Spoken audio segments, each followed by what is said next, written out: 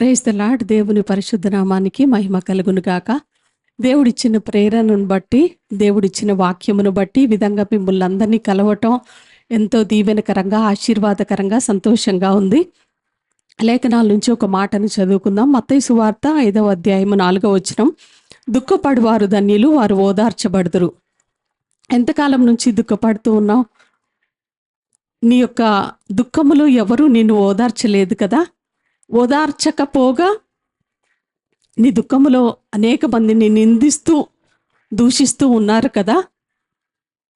నా ప్రభువు నీతో చెప్తూ ఉన్న ఒక మాట, కీర్తనల గ్రంథము 126వ కీర్తన 5వ వచనంలో, కన్నీళ్లు విడుచుచు విత్తుచూ పోవారు సంతోషగానముతో పంట కోసెదరు. పిడికెడు విత్తనాలు చేత పట్టుకొని ఏడ్చుచూ పోవు విత్తువాడు సంతోషగానము చేయుచు పనలు మోసుకొని వచ్చును. మరి యెషయా గ్రంథంలో మనము చూసినట్లయితే హిజ్కియా దేవుని సన్నిధిలో ప్రార్థిస్తూ ఉన్నాడు. ఒక రోజున యెషయా ప్రవక్త హిజ్కియా యొద్దకు వచ్చి, నీవు మరణం అవుతున్నావు, నీవిక బ్రతుకవు కనుక నీ ఇంటిని చెక్కబరుచుకొనమని ప్రవక్త హిజ్కియాతో మాట్లాడిన తరువాత హిజ్కియా దేవుని సన్నిధిలో కన్నీళ్లు విడుచుచూ ప్రార్థించాడంట. ప్రభువా, నీ సన్నిధిలో నీ దృష్టికి ఎంత నేను అనుకూలంగా జీవించానో దయచేసి నన్ను జ్ఞాపకం చేసుకొనమని కన్నీళ్లతో హిజ్కియా దేవుని సన్నిధిలో ప్రార్థిస్తూ ఉన్నప్పుడు దేవుని గొప్ప సమాధానము హిజ్కియా యొద్దకు వచ్చిందండి. ఏ ప్రవక్త ద్వారా దేవుని మాట చెప్పబడిందో అదే ప్రవక్త ఇంకను ఆ యొక్క గృహము విడిచి వెళ్ళక ముందే, ఇంకను నడిమిశాలలో ఉండగానే దేవుడు అదే ప్రవక్తతో మాట్లాడుతూ ఉన్నాడు. హిజ్కియా కన్నీళ్లు విడుచుట నేను చూచి తిని, ఆయన ప్రార్థన నేను అంగీకరించి ఉన్నాను. నీవు కూడా అనేక విషయాల్లో కన్నీళ్లు విడుచుచూ ఉన్నావు కదా. నా కన్నీళ్లు ఎవరూ చూడటం లేదు, నా కన్నీటికి ఎప్పటికీ ఇక సమాధానము రానే రాదు, ఈ నా కన్నీటిలో నేను ఇలాగే కృగిపోవాలి అని నీవు అనుకుంటూ ఉన్నావు కదా. దేవుడు ఈ రోజున నీతోనే మాట్లాడుతూ ఉన్నాడు. నీవు కన్నీళ్లు విడుచుట నేను చూచి తిని, నీ ప్రార్థన నేను అంగీకరించి ఉన్నాను.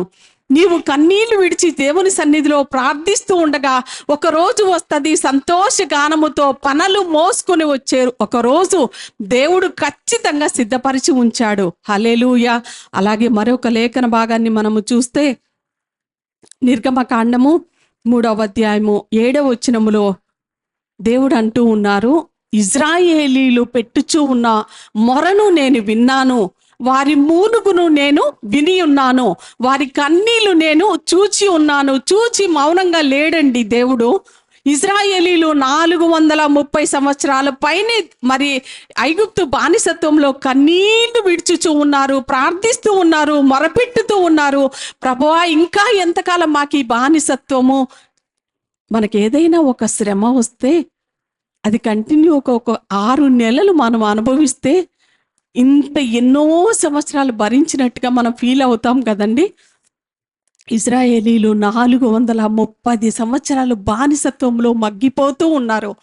కడుపు నిండా భోజనం లేక, కంటి నిండా విశ్రాంతి లేక, ప్రతి క్షణము పని చేస్తూ వారి మూలుగులు, వారి కన్నీళ్లు విని దేవుడు మౌనంగా లేడండి. ఏం చేశాడు అని మీరు నన్ను ప్రశ్నిస్తే, దేవుడు ఇజ్రాయేలీల కన్నీరు చూచి మోషేను పంపించాడంట. వారి విడుదల కొరకు ఐగుప్తు నుంచి దేవుడు పాలు తేనెలు ప్రవహించే రాజ్యానికి వాళ్ళని తీసుకొని రావటానికి మోషేను దేవుడు పంపించాడంట. హల్లెలూయా. మరి అన్ని సంవత్సరాలు బానిసత్వంలో మగ్గిపోయిన దేవుని ప్రజలు ఒకరోజు వచ్చింది, విడుదల కలిగి పాలు తేనెలు ప్రవహించే రాజ్యానికి వారు స్వతంత్రులై సంతోషముతో ప్రభును స్తుతిస్తూ బయటికి వచ్చినట్లుగా ఈ రోజున నీ కన్నీటి నుంచి దేవుడు నిన్ను బయటికి పిలుస్తూ ఉన్నాడు. నీ కన్నీరు చూచిన దేవుడు చూచి మౌనంగా ఉండడు, కానీ ఆ కన్నీటి నుంచి నీకు విడుదల ఇవ్వాలని కోరుకుంటూ ఉన్నాడు. నాకే ఎందుకు ఈ కన్నీరు, నాకే ఎందుకు ఈ దుఃఖము, నాకే ఎందుకు ఈ రోదన, నాకే ఎందుకు ఈ వేదన అని నీవు అంటూ ఉన్నట్లయితే దేవుడు మాట్లాడుతూ ఉన్నమాట, దుఃఖపడవారు ధన్యులు, వారు ఓదార్చబడుదురు. నా ప్రియమైన సహోదరి సహోదరుడా, దేవుడు నిన్ను ఓదార్చి దీవించి నీ కన్నీటి కన్నీటికి దేవుడు ప్రతిఫలం ఇచ్చి నీ కన్నీటిని దేవుడు చూచి ఆ కన్నీటి నుంచి దేవుడు విడిపించును గాక. ఆమేన్. Praise the lord.